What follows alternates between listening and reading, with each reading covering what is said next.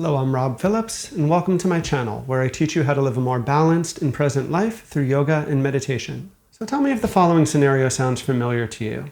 You're sitting there at a light, it's just turned green, and yet somehow you've only gotten 2 more car lengths forwards. Every time the light changes in your direction, there's nowhere for you to go because traffic from the other direction has flooded and filled the road. As you sit there thinking about where you need to get, your blood pressure starts to rise, you start clenching the steering wheel, getting more and more tense, more and more angry, thinking to yourself, why do I have to be stuck here? Eventually, of course, you do get through, the traffic dissipates, and you're on your way to your destination. And yet somehow, because of that incident, you're left feeling more angry, you're left feeling more irritated. In essence, this episode that really only lasted just a few minutes has left you feeling stuck for the rest of the day. But what if there was a different way to explore this? That's exactly what we're going to be talking about in today's video. And so just as we get started here, again, as an official introduction, my name is Rob and welcome to my channel. Today we're going to be doing another deep dive into some of the philosophy behind our yoga and meditation practice. Specifically, we're going to be talking about the topic of equanimity. So this topic has been drawn from my latest newsletter, and if you're not subscribed to this, I encourage you to follow the link down below so that you can get the text version of these as soon as they come out. So for today, we're going to be diving deep into one of the most important concepts for your yoga and meditation practice, and that is the concept of equanimity. And so as we get started, I just want to be clear that this is going to be a very broad picture introduction to the concept of equanimity. Truly perfecting this practice is a lifelong journey and certainly something that I'm still working on myself. But my hope is that this will be a great introduction to some of these concepts so that you too can start working with them on your yoga and meditation journey. So in order to discuss equanimity, I think it's also important to understand another concept from Buddhist philosophy, and that is the concept of Vedna. Vedna is also sometimes called feeling tone, and in essence, it's kind of the flavor or feeling of any type of experience that we might have. It comes in 3 main categories: pleasant, unpleasant, and neutral. So our conditioned reactions that we would normally have to these sort of experiences are, of course, we are drawn into and possibly get attached to things that are pleasant. We push back against, we resist things which are unpleasant, and we tend to often miss or completely ignore the things which are neutral. Now, obviously, there's a broad spectrum for how intense these things can be. Some things are very pleasant, some things are very unpleasant. Most stuff falls kind of somewhere closer to the middle range of that. So to cultivate equanimity means to be aware of these 3 different sort of feeling tones that we might have, but to soften or to let go completely of our normal reactive patterns that we might carry towards them. To illustrate this, I'd like to go back to the scenario in the car. So picture the same situation happening. You're stuck at that light, the cars are flooding in, everything's going very much the same as it did the first time I described it. Now, the difference would be as you start to feel that unpleasant reaction, as you start to notice that you're getting irritated, that you're getting tense, rather than feeding into that, rather than continuing to progress along that path, you would notice this is happening, sit with it, and allow for it to soften. And so it's important to understand that you would still feel this initial sting, this initial unpleasantness, this initial resistance. But through repetition here, you could allow for the emotion to settle, you could look at it, you could feel it, but the reactions might become less and less. And if we had really perfected our equanimity, the reactions might not even come at all in the first place. But I like to emphasize when I teach this, it's not as if we are numbing ourselves. We're still very much engaged in life in our normal way. But what we're doing is stepping back from our normal ways of connecting with things, our normal ways of responding to things in our daily lives. And because of this ability to see things more clearly, because of this ability to not get stuck in our unpleasant reactions, once the situation was over, you would go about your day. You wouldn't be stuck on it. You wouldn't be holding on to it. You'd be continuing to respond to whatever is coming in the present moment in very much a similar manner here. And so while, of course, practicing equanimity in a daily life situation like the one I just described is certainly possible, my focus here is going to be how we can apply this into our yoga and meditation practice. And I find that yin yoga is really an ideal laboratory for doing this sort of work. So consider a challenging pose like dragon pose, the low lunge pose that I teach very often in my sequences. For most practitioners, dragon pose creates a bit of friction, creates a bit of more challenging sensation in our bodies. So what we can do when we're starting to cultivate a sense of equanimity is to notice these sensations, to notice these feeling tones. Again, they are still coming up for us.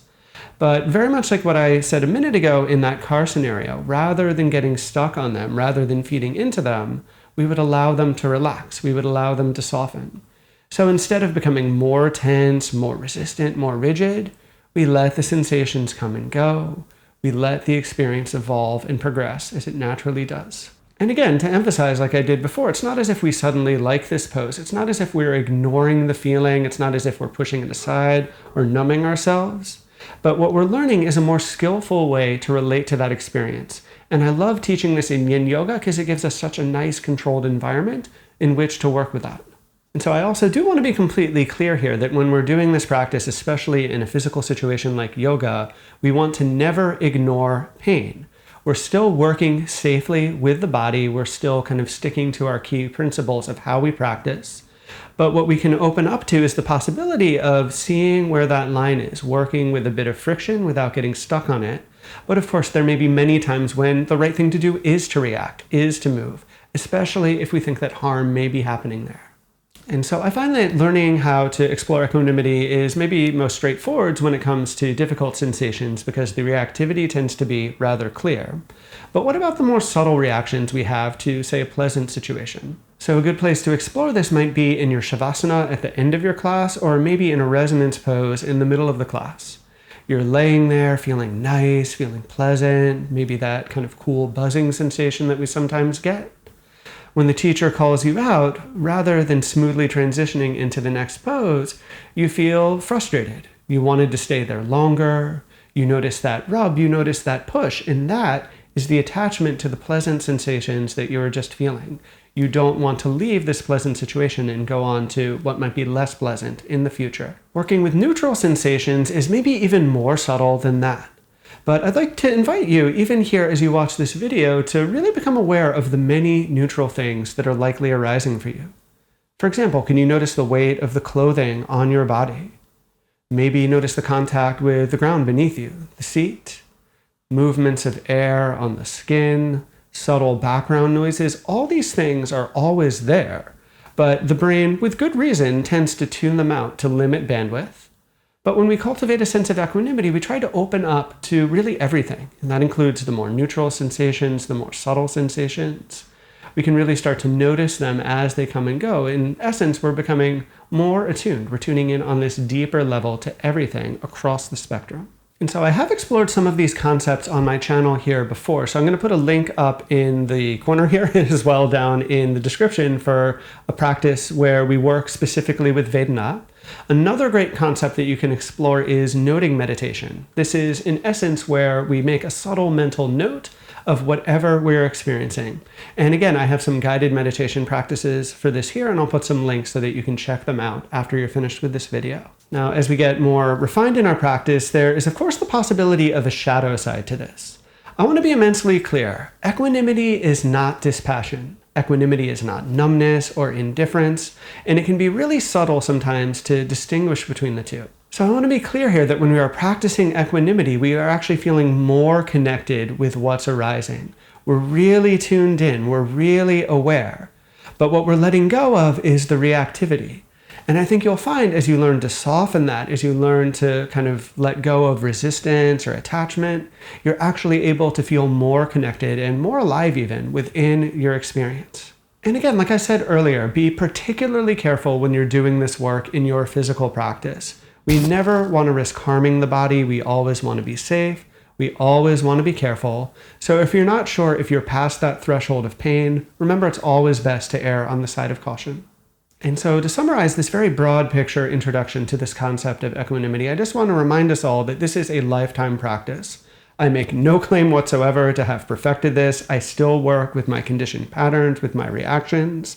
But of course, I have had times where I have really dropped into this flow of equanimity within my experience. When we really cultivate this, we can feel more at ease, we can feel more calm, but we can also feel more deeply connected, as I was just saying. And so I would call on you as one of my students, as somebody watching my channel, to really give these practices a try. You can, of course, do them in the more specific practices that I mentioned, but really this sort of quality will serve you well in any yoga or meditation endeavor, as well as, of course, in your daily life. And so if you'd like to put this into practice right now, I would encourage you to try any of the many practice videos on my channel. If you have any thoughts or questions, let me know in the comments down below. If you enjoyed the video, please give it a like. Please subscribe to my channel if you are not already. And finally, I highly encourage you to follow the link below to sign up for my newsletter, because you can get the first look at all of these more philosophical explorations that I'm offering now as part of my teaching.